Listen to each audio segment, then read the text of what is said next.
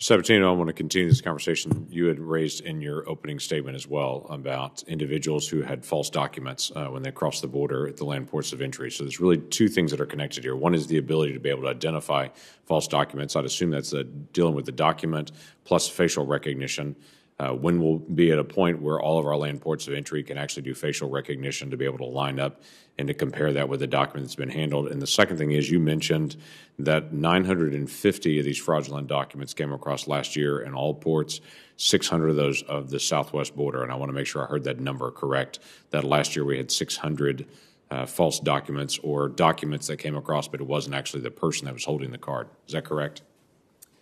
Yes, we had, since the deployment of the facial biometric technology in all of our port environments, air, maritime, and land, the deployments for simplified arrival in our pedestrian lanes really was initiated with, it started in Tucson about a year and a half ago, but more significantly since January of this year, and over 600. I don't have the exact number, I can certainly follow up, but of the 950, it was over 600 that have been identified at our southwest border ports of entry. Were these legitimate cards, just not the person that was actually holding it?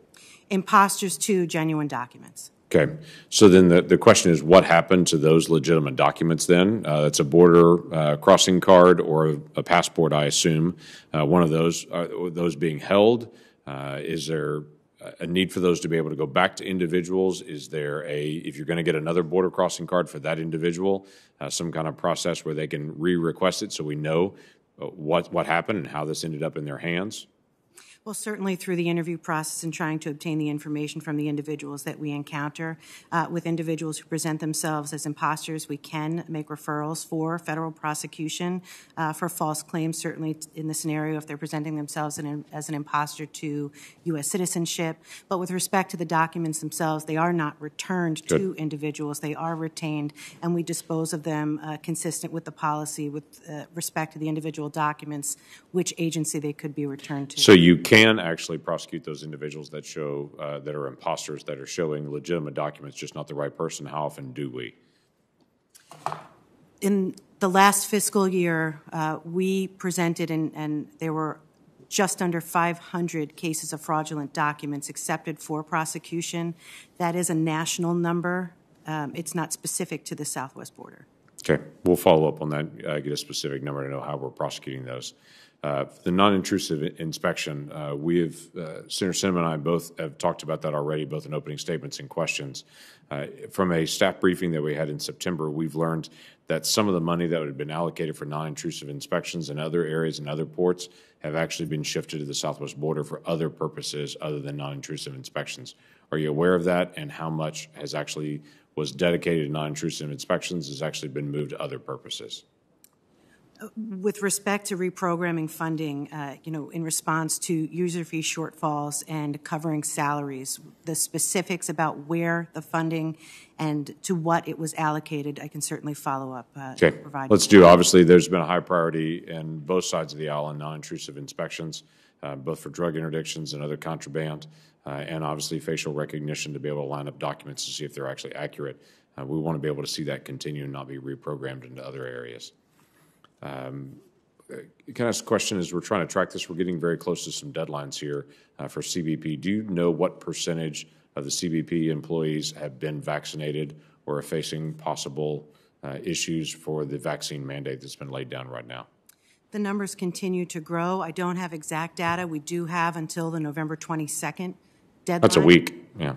Yeah, and we're very optimistic about the numbers coming in. Do you have a guess on that percentage? Obviously, we're a week away. I would assume you would have some idea of how many people have not turned in their status on vaccination when we're just a week away. I don't have a good number for you today, sir. We'll follow up.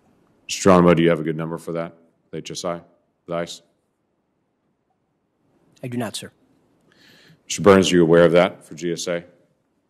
I'm not aware of the number. That's not in my area. Okay, we'll follow up in the next week. Obviously, that should be known. I would tell you it's interesting to me the number of agencies that I've talked to that don't know that answer. We've reached out to multiple agencies. We deal with the federal workforce issues as well as national security issues. If we have a large number of individuals that are not vaccinated that'll go through the process of removal over the holiday period, that they're going to suddenly be removed from their jobs, very expensive process to be able to hire, train, equip, and be able to reach out to bring on additional folks. I assume, Ms. Sabatino, you don't have too many employees at this point right now. That the last I saw that y'all had a backlog of staff that you needed to hire. Is that still true?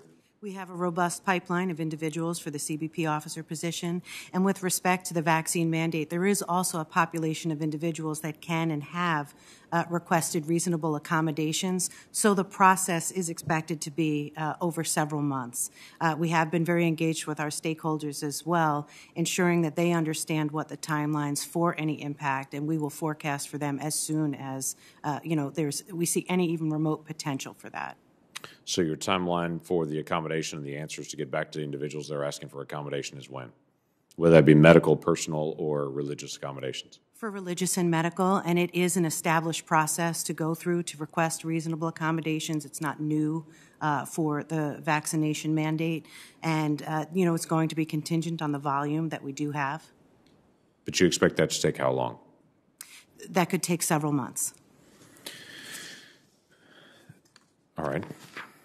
Mr. Geronimo, we continue to deal with, obviously, a large flow of methamphetamines coming into the country from Mexico. This has been an ongoing issue for quite a while. What are you seeing as far as trend lines and what you're seeing for transnational criminal organizations moving, and if some of the techniques changed, and what do we need to accommodate for technology or other staffing?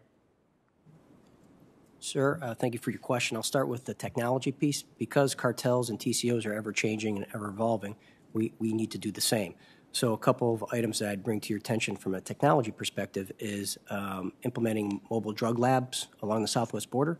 Due to the fact that we're not necessarily dealing with just marijuana and cocaine anymore, we're dealing with synthetic narcotics, and again, it's difficult sometimes to determine what those substances are. So having a mobile drug lab platform along the southwest border would be welcomed. Pollen testing, if you're not familiar with it, pollen testing gives you the ability to provide with some certainty the geographical origin of where fentanyl and meth are being made. For example, it can tell you that this fentanyl is being produced in Guadalajara or Michoacan area, or it's been made in some province in China. I would also talk about using drones for offensive and defensive purposes, using drones for countering surveillance and for operational needs, as well as the ability to counter the use of drones by TCOs who are using them for bringing narcotics. And obviously, you saw recently in Iran the fact that it can be used for other means.